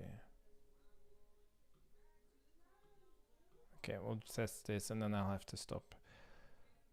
Oh. Oh, it's not a function. Add a message.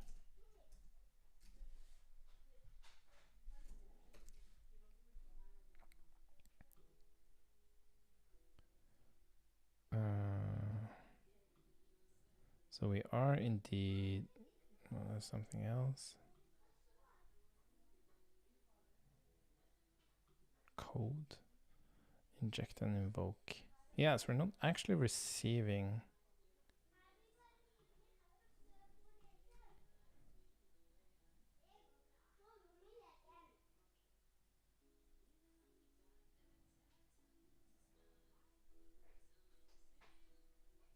But... Yeah. Yeah, no, I have to stop. But for some reason, we are not able to send messages back. And I don't know why.